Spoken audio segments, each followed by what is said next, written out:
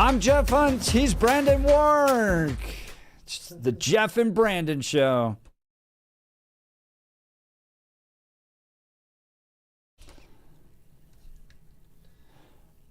Brandon Wark is the founder, operator of Free State, Colorado, the Liberty Lifestyle. He's a proud libertarian. Billy out this week. Brandon filling in today. By the way, tomorrow, Deep Singh Badesha is going to be in for Festivus, which will be interesting because we'll both be airing our grievances towards Democrats, but from different reasons. So, and then we're going to have a fascinating hour, 9 o'clock, as Lily Tang Williams is going to join us to have an interesting discussion with Deep Singh Badesha. So we will have a Democrat socialist and someone who's experienced communism debating each other live tomorrow at 9 a.m., which is going to be a ton of fun. So you're not going to want to miss it. Let's go back. Jam-packed phone lines. Brandon, they all want to talk to you, which is great. Let's go to Marie in Denver. Good morning, Marie. You're on with Jeff and Brandon Wark. Good morning. I have a lot of questions about what is being said. First of all, I want to thank Mary in Wyoming, because she's absolutely right about the GI Bill. I'm older than she. I'm 84, but I'm white. And I know. Somebody said, why wasn't there a boom in 45? My God, we were attacked. This country mobilized so that we could save people, save us. And I was born before World War II, but you guys weren't. If we hadn't had, and they didn't volunteer, Jeff. It was the Selective Service was draft. But what we did for the GIs, for what they did, built the middle class. And that was very, very important. And it reverberates through generations. Mary, you think the GI Bill built the middle class? The middle class, yeah. That's pretty much an historic observation. So we're spending more money now on housing than we did back then. Why is the middle class disappearing? If the government's spending more money on housing now. Let me finish, okay? Because the government didn't, the GI Bill went to the individual. So the soldier, all he had to do was show his release from the military. And he got the free education, and he got the help with the house. That's the government just made sure that he had been in the military and was entitled. Now, and yes, it was tax money that he got. But now my question for both of you is, you talked about the time that we were a free capital country and we were much better off. And I just need to know, when was that time? Because I missed it. When we had less regulations than we do now? But go ahead, Brandon. No. We had a free capital society economy. Okay, go ahead. Prior to 1913, before the Federal Reserve was created, and before the income tax was created, that would be a huge part of it. We're still living off some of the benefits of the late 1800s. I mean, that was some of the biggest booms we've seen in the big tycoons that helped build this country. But Marie, I do appreciate your perspective. But Marie, you got to remember too. I have one real question, and labor could not organize because the government would not let them organize, and the government when they tried to organize, the government would move in and stop them. And if you think that's free capital, you're crazy. Well, you pick and choose. You don't have good education. Well, I appreciate that, Marie, but you got to think, too, back in the 1950s, back in post-war America, we also had a gold-backed currency. That was before Nixon took us off the gold standard in 1971. We had a lot smaller government. We had a lot less regulations. We had a more entrepreneurial spirit because people had the opportunity to build a life for themselves. And that is being taken away from us. As the government grows, the private sector decreases. It's a zero-sum game, and people are becoming worse off as the size of government grows. That's an indisputable historical fact. So yes, sure, a lot of these things were great back then, even 50 years ago, even 25 years ago, because we had less government involvement in our day-to-day lives. Well, I think that from an economic and a social and a political point of view, that there are a lot of arguments there to be made, and they can't be just generalizations, okay? And some of what you say may be well true. I think one of the other things with our big cities is when you offer help to people, then they come from all over. So you're not looking at the same population that's not getting help. That's a fair point. I mean, part of the reason we have so many problems in Colorado is because of all this subsidized, you can be an illegal alien, you can be in the country legally, get free medical care, you can get free food, you can get free housing, you can get all these things. So, of course, you're going to build a system that becomes imbalanced and it becomes fragile. And if you live in Douglas County and you get sick and you don't have insurance, you can go to Denver General. And you don't have to pay, but Denver taxpayers pay for it. And that's been an issue for 15, 20 years. It's a major issue, and we're facing some horrible consequences that are coming around the corner as our state government is perpetually $1 billion out of sync in our budget, and our city government of Denver. The Denver taxpayers, they pay for the lily white suburb people who don't have hospitals, and they're sick people who are poor. Are they really going? I don't know. The Highlands Ranch mom's going to Denver General? I don't know. Marie in Denver, I appreciate the call. Thanks. That was a fun debate to kick off the 9 o'clock hour. We're going to continue. Now, though, it's time for the news. Blake Olson. Blake Olson, news and comment. Good Monday morning, 50 and sunny. Feels like maybe 47 out there in Denver right now. Expecting a high of 71 today.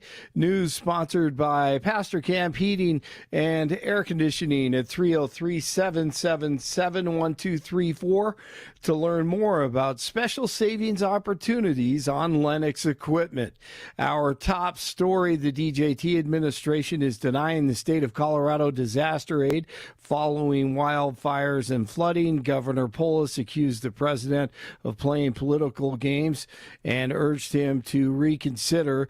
A president can unlock additional federal assistance by declaring a major disaster under the Stafford Act. Confused. I'm just so confused. We tried to keep the guy off the ballot, and now he doesn't want to send us money. Imagine that.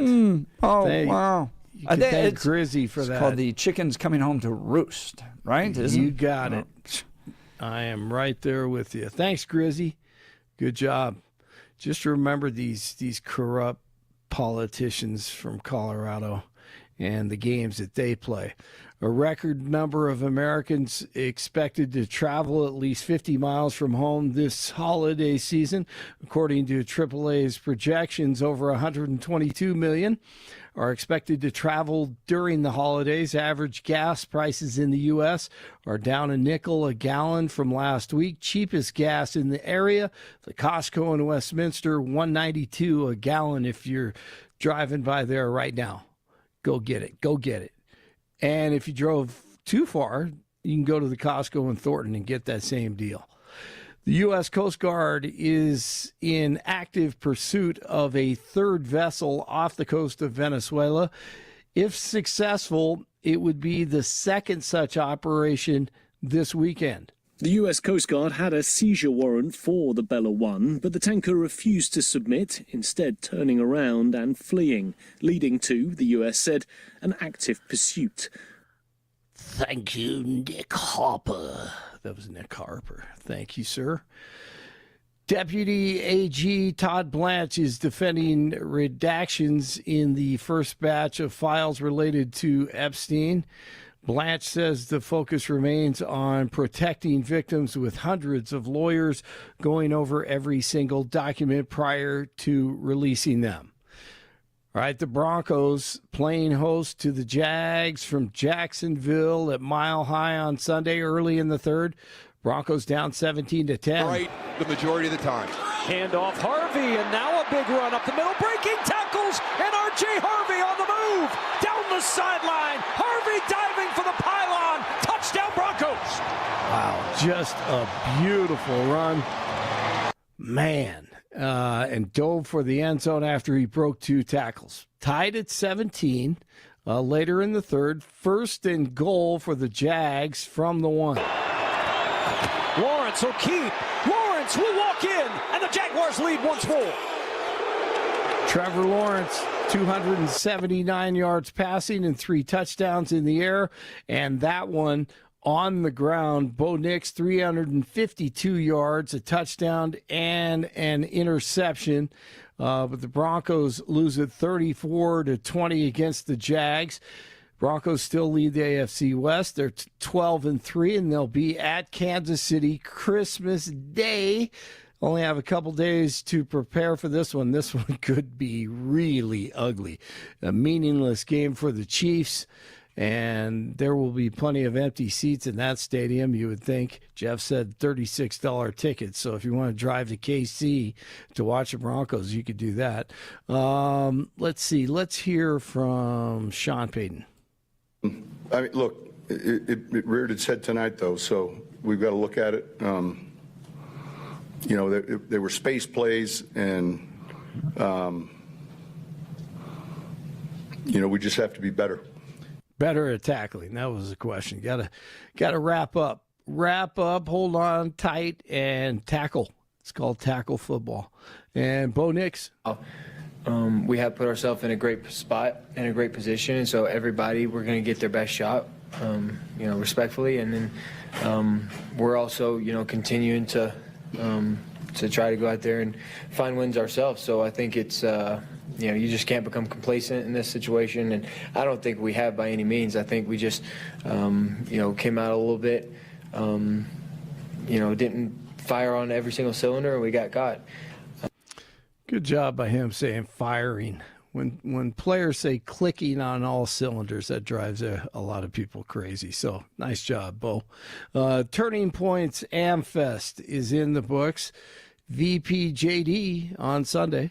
And I know many of you miss our dear friend Charlie Kirk. So do I. I miss his optimism. I miss his energy. I miss the phone calls where we'd strategize about how to get this or that GOP congressman to get off their ass and do something. But most of all, I miss Charlie's wisdom.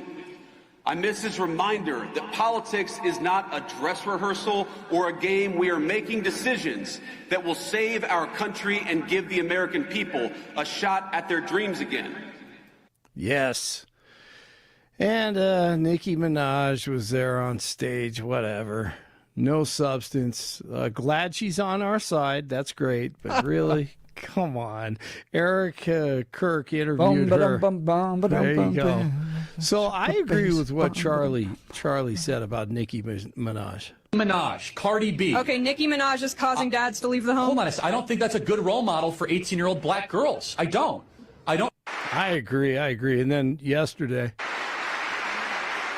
And what do you think about for young men? For young men.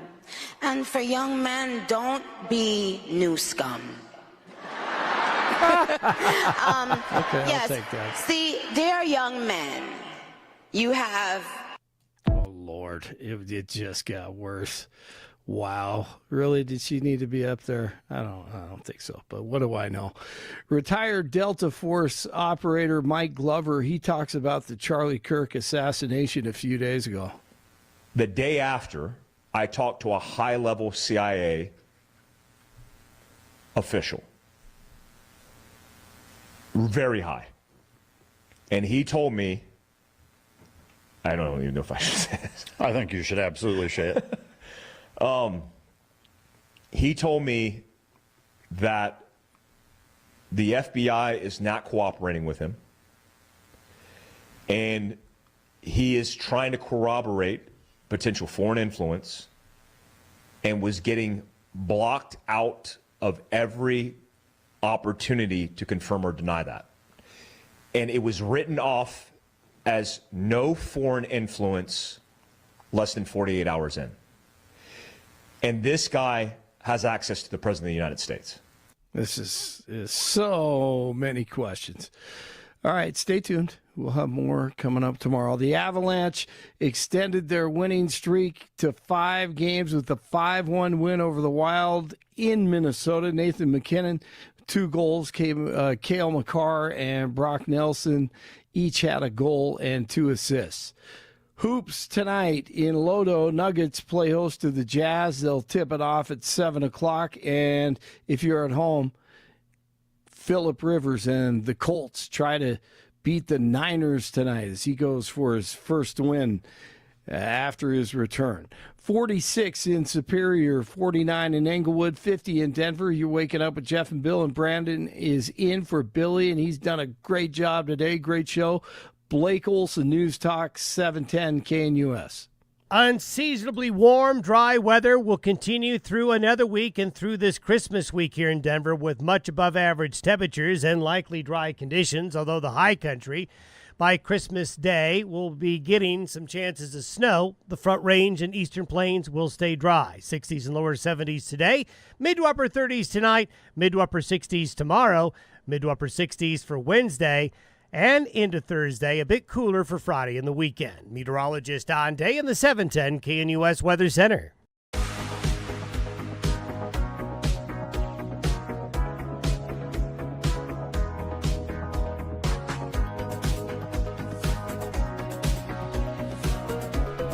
Welcome back to the Jeff and Bill Show. Billy's out. And Adam, we are getting requests for the song that was such a hit last week. The Trump Christmas Carol. Can you play it? He's flying in loud, wrapped in red, white, and blue, making promises bigger than the North Pole view. He's got a list, it's tremendous, they say. Best list ever made, believe me, okay. He says prices are dropping, jobs everywhere, factories humming, flags in the air. Santa Trump is coming to town. Gas is so cheap you won't believe the sound. Prices down, jobs all around. Santa Trump is Coming to town. I love it. Thank you, Mark Crowley, for that. That's a banger. Text messages, love to hear it. All right, let's go back to the phone lines. Alicio. Good morning, Alicio. You're on with Jeff and Brandon Work. Awesome. Hey, guys. Good morning. Thank you for having me on. It's a great show. I just wanted to make 3 really quick comments. Number 1, I am of the opinion that the boomer generation completely set up Gen X to thrive in every single way by increasing government spending. And now millennials and Gen Zs are paying that ultimate price where we see debt to GDP at 120 to 125%. So I totally disagree with the old caller. You can't just save your way into prosperity. You've got to make moves in this economy, and that's what they left us to work with. Number 2, I really do appreciate Brandon's perspective of criticizing those that need criticism. And I just wanted to ask you, what are the best ways, or what are the things in common that libertarians and Republicans can agree on and hopefully drive out, the votes, to get good people elected into office? Lowering taxes, reducing the size and scope of government. Those are the 2 big things. Sure, there's a lot of social issues. I know Jeff and I had a debate a while back on marijuana in the past, and maybe we'll disagree on those things. That's okay. Disagreement can be healthy in a democratic society. But ultimately, lowering taxes, getting the government out of our lives, we know that's going to increase prosperity. It's going to improve our quality of life. It's going to make things better. Ultimately, right? We want high-paying jobs. We want better employers in Colorado. We want to have safe communities. Those are the things we can focus on. Those are the things that voters care about, and we got to focus on affordability. Affordability is going to decide the 2026 elections here in Colorado. Who's got the better plan? We know the socialists. We know all the Democrats on that side. What they're going to offer is free stuff. We're going to make everybody else pay for it, except for you, Mr. Voter. We're going to give you what you want. And the Republicans need to have a better, compelling message that's proven in history that free markets and freedom ultimately is going to make our lives better. So Alicia, a response, and I think you had a third point. Yep. And then my third point is like, I really don't like when people idolize politicians. I know the left does that a whole ton, and they've got their superstars, and the right does too. But, it's okay to say that the president probably missed the mark on one thing, right? He's not Einstein. Even Einstein got things wrong. And I think the president's doing a great job. I just think that it would be healthy for people to go, well, I don't totally agree with that, versus, agree with everything the president says and then take it at face value. Even though he's done good things, I don't think he's perfect either. All right, so Alicio and Brandon, I want to ask you about this because tomorrow I'm going to have Deep Singh Badesha on Democrats, Socialists of America. He agrees with Trump as well as Mamdani that the appeal that's winning right now is to the fact that everything's so expensive. It's so difficult to get ahead. And both those guys had that message. Donald Trump saying it was Joe Biden's fault. He's the reason why you can't afford things. Mamdani saying it's the billionaires' fault. They're the reasons why you can't afford things. Who's right? Does that type of common man appeal work? And how do you do it in a state where everyone believes that the government is the one that's going to provide the compassionate care out there? Alicia, I'll give you the first stab at this. Yeah, I am personally convinced that it's not necessarily the billionaires' fault. I think government regulation ultimately prices the middle class out of assets because they're the ones that take the heaviest hit when inflation hits. And the billionaires tend to have money lying around to buy up those assets and then have those prices increase so that the middle class can't buy them again. So I think it really does depend on the government. When the government comes down with harsh regulations, when you got to put, 30 fire extinguishers in a home, it's hard to afford that kind of thing, and that's where billionaires can buy up the properties and then increase the value of those. So in essence, I really do think that the government is pricing out the middle class, and it's basically creating two, the billionaire class and the lower income class. Brandon, your response. Wow.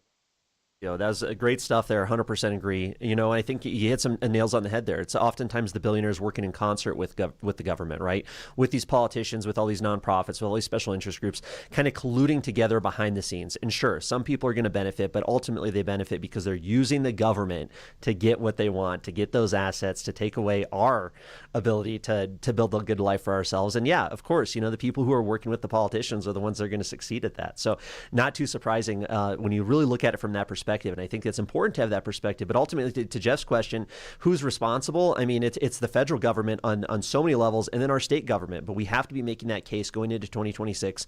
We are such a heavily regulated state. Talk about construction defect reform. Talk about all these things that are chasing good jobs out of Colorado. All this inflation that's occurring, and a lot of it is due to the federal government. And Trump was right to point that out when he ran. But he's got to do something about it, or else we're going to have a rough midterms. Alicio, appreciate the call. Thanks so much. Alicio's line will be open 303-696-1971. All right, let's talk advanced hair restoration. How about a simple New Year's resolution, one that even I could achieve? Reverse the clock on hair loss with Advanced Hair's simple one-day FUE treatment.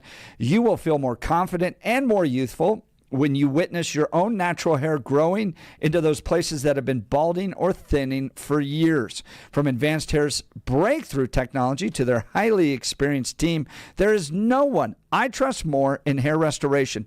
Their simple FUE treatment begins to regrow your own natural hair the very next day, and your new hair is backed by the Advanced Hair Guarantee. Simply put, Advanced Hair's exceptional standard of care makes your comfort and your results their top priority. Celebrate this new year with a fuller head of hair and get a free consultation, $250 off, and 250 free hair grafts. Call 720-459-HAIR. That's 720-459-HAIR. Discover what meeting your resolution could look like with the before and after pictures at advancedhair.com. That's advancedhair.com. All right, let's go back to the phone lines. Let's go to Joan in Lakewood. Good morning, Joan. You're on with Jeff and Brandon Work. Good morning. Merry Christmas, guys. I called because they were saying, well, why didn't they have prosperity right away? After the war, we had Kwanzaa huts. We had a major housing problem after they came back and everybody wanted a house. So it's not like we haven't seen housing problems before.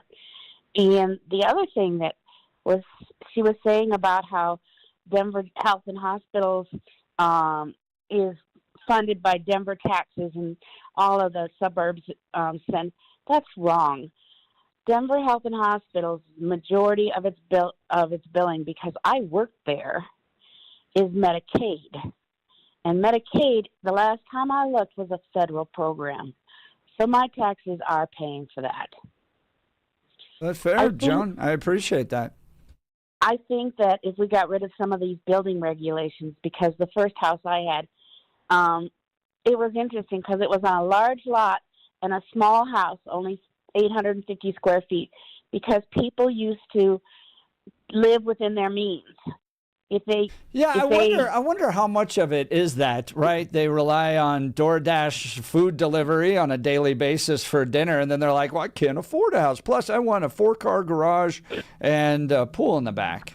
Brandon Work, your response. No, and Joan, Merry Christmas to you as well. You bring up some great points. You know, we need starter homes. We need starter jobs, right? And that's when they raise minimum wage and they make these things unrealistic where, you know, we have so many people who are trying to promise, hey, we're going to get you a little McMansion, you know, we're going to get you this high-paying job. We're going to promise you all these things. And it's like, no.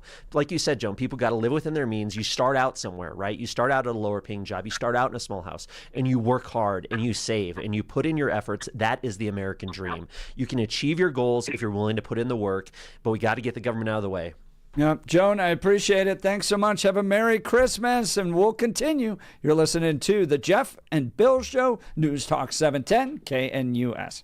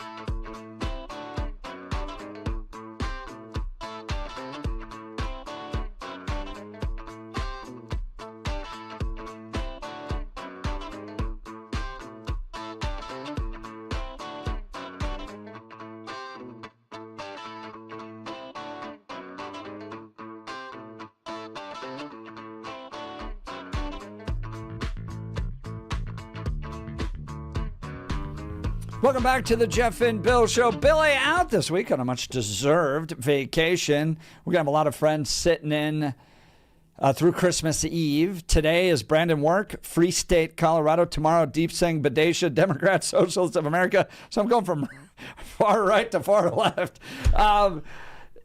Brandon, let's talk Venezuela.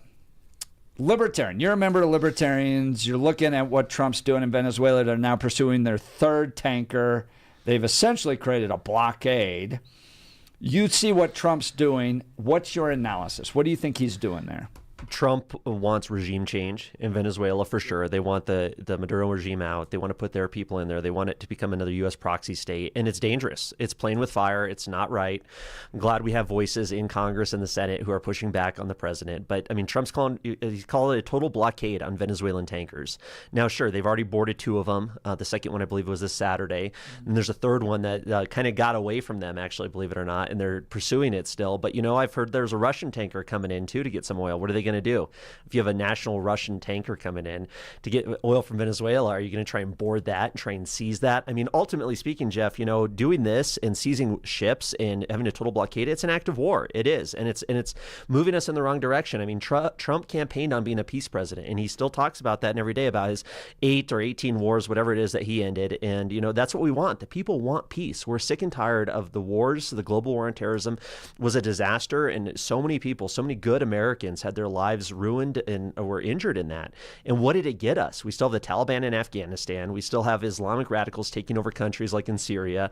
We still have all of these problems. The war is not the answer. And especially in Venezuela, it's going to be a bad situation if we get a coup in there, or if we get a civil war instigated in Venezuela, or if we, God forbid, invade.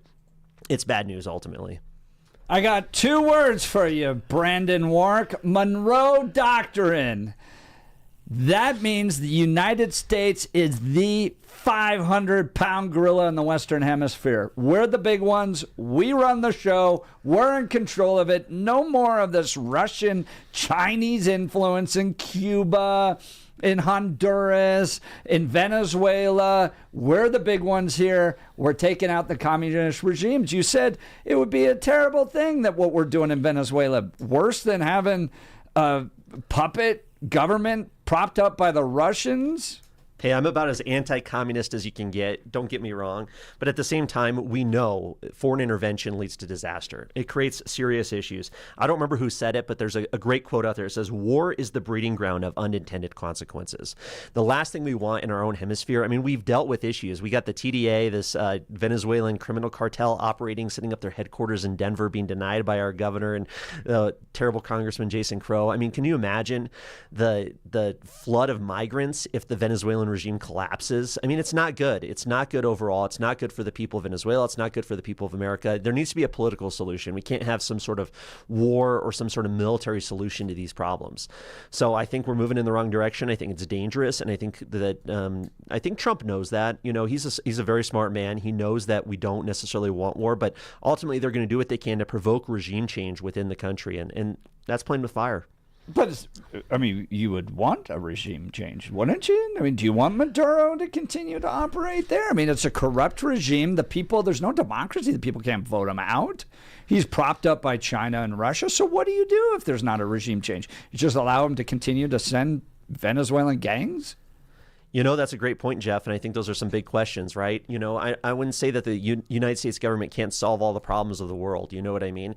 Look at our own country and the direction that we're going, the dissatisfaction among our own people. To go into another foreign country and say, well, we're going to solve your problems. We're going to make life better for you. You know, you just got to turn over all your oil reserves. You got to let our big companies come in. We're not trying to solve their problems. We're tired of dealing. These people are our neighbors, and they're a bunch of commie wackos. Cuba, for instance, right now, headline out of the Wall Street Journal, U.S. blockade of Venezuela pushes Cuba towards collapse.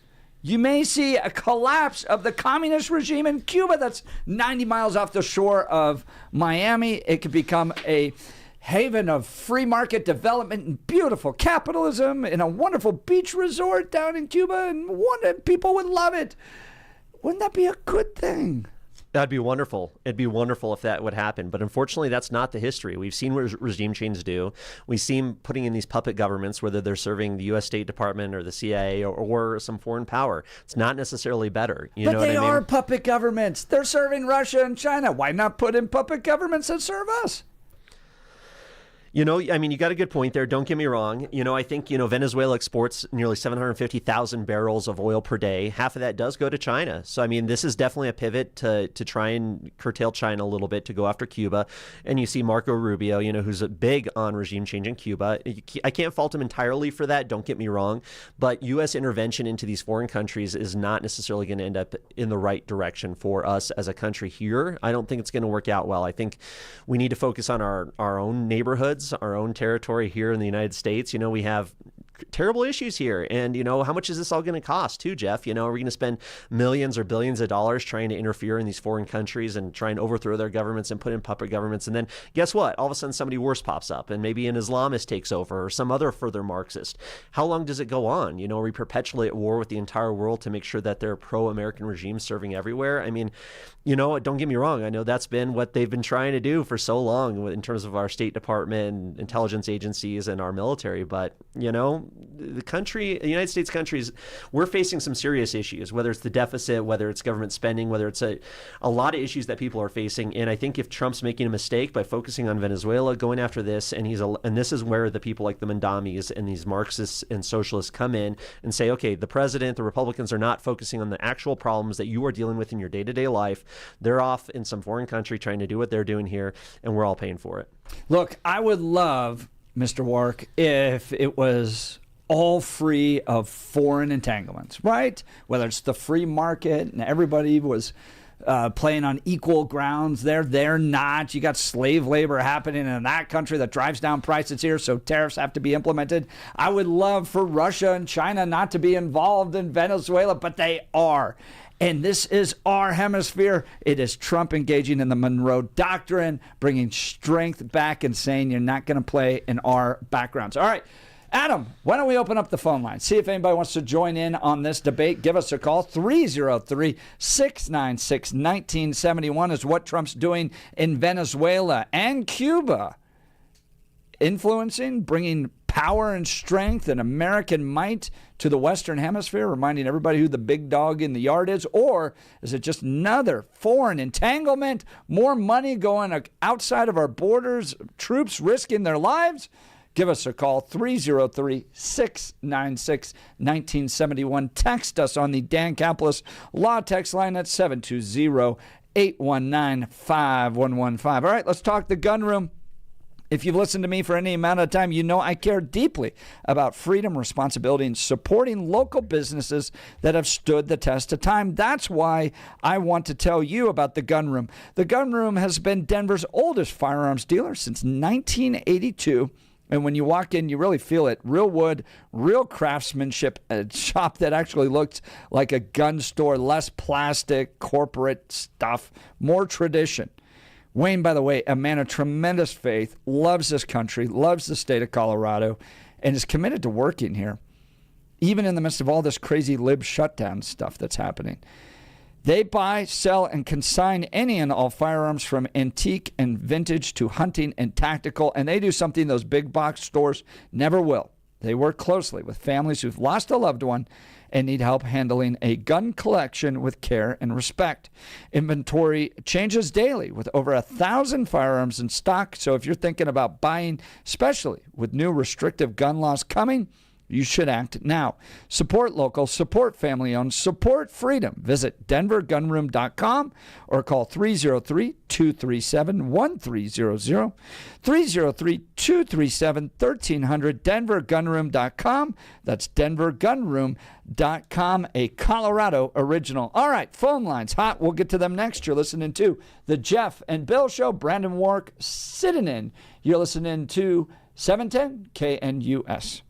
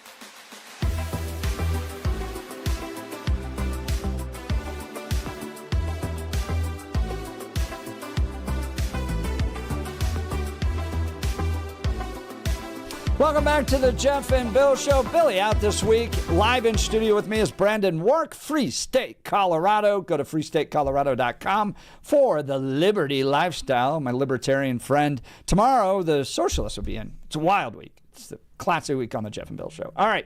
We are talking Venezuela. Is what Trump doing? Embrace of the Monroe Doctrine. America's the big dog in the Western Hemisphere. We're tired of China meddling and Russia meddling, and these little communist countries have got to go.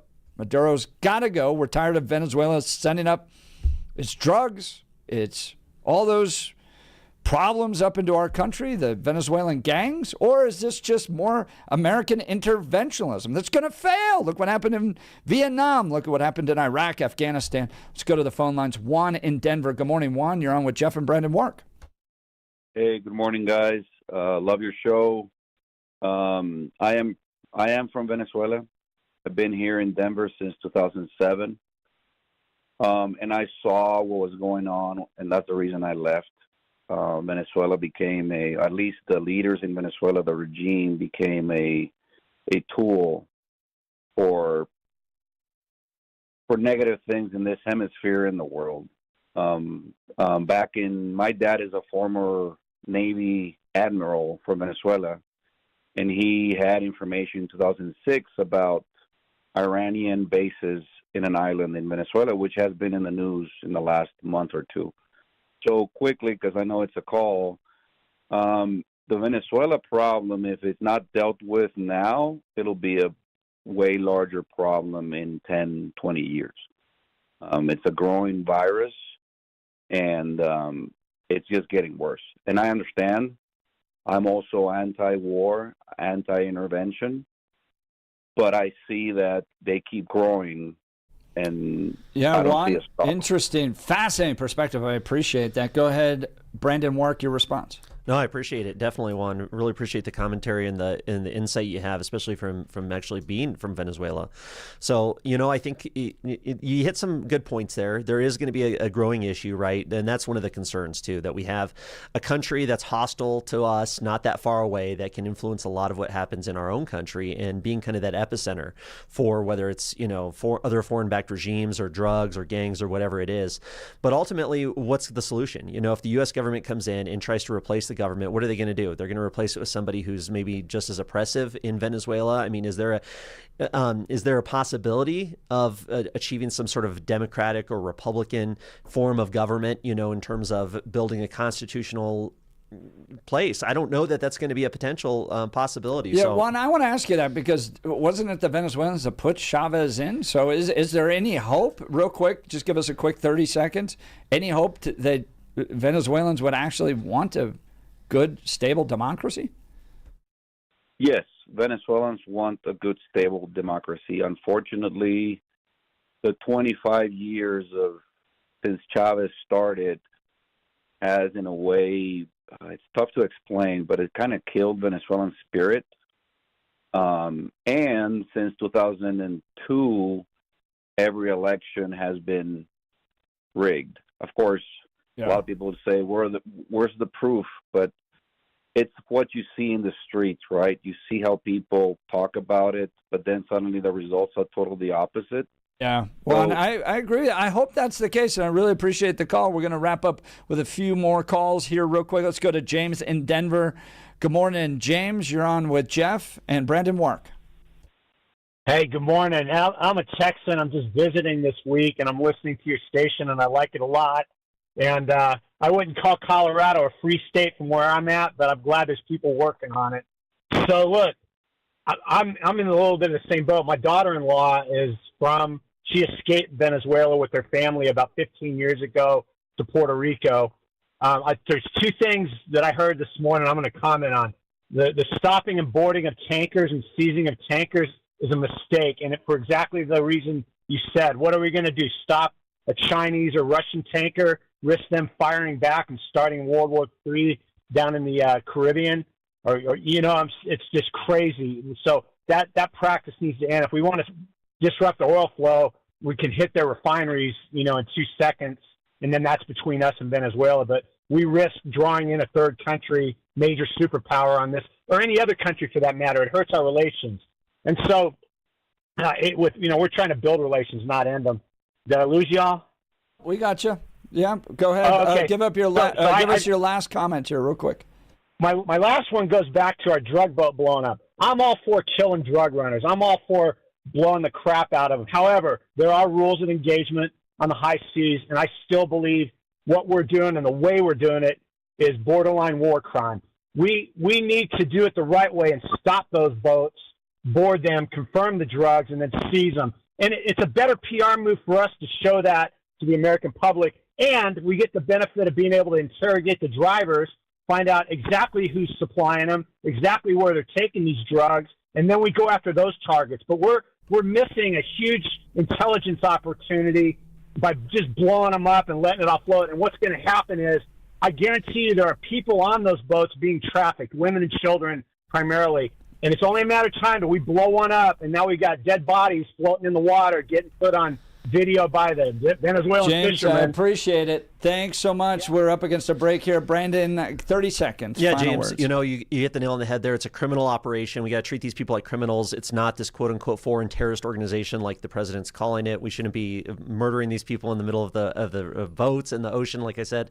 Like you were saying there, I think it is borderline war crimes, and it's good that people are recognizing that. But ultimately, it is a PR battle. It's a media battle. It's a marketing battle. And ultimately, if we want to talk about the bad stuff happening in Venezuela, it needs to be exposed, and we got to bring it to the forefront and get it out there in front of the public. PR battle? No, it's a drug runner battle. Blow them all up. I love seeing each one of them. That's what they deserve. They're killing Americans, and they're bringing poison here. Well, that's the debate happening on the Jeff and Bill Show. Brandon Warwick filling in. You did a fantastic job. Good job. First time doing a full 4-hour live radio show, huh? Oh, I really appreciate it, Jeff. That It's was been fun. a blast. It's so much fun. This is awesome. Make sure you're tuning into 710 KNUS every day, guys. It's a really good stuff, and the calls, the text, it's been a lot of fun. So I really appreciate the opportunity. Thank His you. website, freestatecolorado.com, freestatecolorado.com. Go check out Brandon Warwick. He's doing great work. Tomorrow, I've got Deep Singh Badesha, and the socialists are here. It's going to be wild. You're listening to The Jeff and Bill Show, News Talk 710, KNUS.